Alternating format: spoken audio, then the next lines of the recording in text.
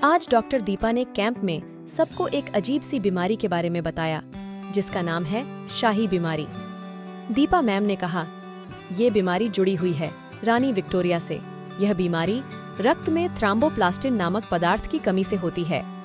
थ्राम्बोप्लास्टिक में खून को शीघ्र थक्का कर देने की क्षमता होती है। खून में इसके न होने से खून का बहना बंद नहीं होता है। चलो थोड़ा और जानते हैं, महारानी विक्टोरिया को कौन नहीं जानता है। वह ब्रिटेन की महारानी थीं। उन्होंने दुनिया के 1/4 हिस्से यानी 40 करोड़ से भी ज्यादा लोगों पर राज किया था। उनके समय में ही ब्रिटेन एक विश्व शक्ति के रूप में उभरा था। इन सब के बावजूद महारानी विक्टोरिया को एक और खास वजह से भी जाना जाता था, और वो है एक जानलेवा रोग। कहते हैं कि महारानी उस खतरनाक बीमारी की पहली शिकार थीं, और उसके बाद से उस रोग को रॉयल डिजीज यानी शाही बीमारी कहा जाने लगा।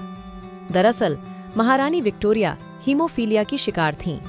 इसके बारे में तब पता चला था जब ब्रिटिश शाही परिवार के सदस्य एक के बाद एक इस बीमारी की चपेट में आने लगे। शाही परिवार के कई सदस्यों के हीमोफीलिया से पीड़ित होने के कारण ही इसे शाही बीमारी की संज्ञा दी गई। महारानी विक्टोरिया की 2 बेटियों और एक बेटे को यह बीमारी हो गई थी। इसकी वजह से ही उनके बेटे प्रिंस लियोपोल्ड की मौत एक दुर्घटना के बाद रक्तस्राव से हो गई थी। उस समय उनकी उम्र महज 30 साल थी। बाद में जब महारानी की दोनों बेटियों की शादी अलग अलग देशों के राजाओं और राजकुमारों से हुई, तो यह बीमारी आनुवांशिक तौर पर दूसरे देशों में भी फैल गई। आज कई देशों के लोग हीमोफीलिया से पीड़ित हैं। आपको बता दें कि हीमोफीलिया एक आनुवांशिक रोग है, जिसमें शरीर के बाहर बहता हुआ खून जमता नहीं है। यह बीमारी चोट लगने पर या दुर्घटना में घायल होने की स्थिति में जानलेवा साबित होती है, क्योंकि खून का बहना जल्दी बंद नहीं होता है। पर यह बीमारी पुरुषों को ही होती है, लेकिन यह औरतों द्वारा फैलती है। विशेषज्ञों के मुताबिक यह बीमारी पीढ़ियों तक चलती रहती है। हालांकि इस रोग से पीड़ित रोगियों की संख्या भारत में बेहद कम है।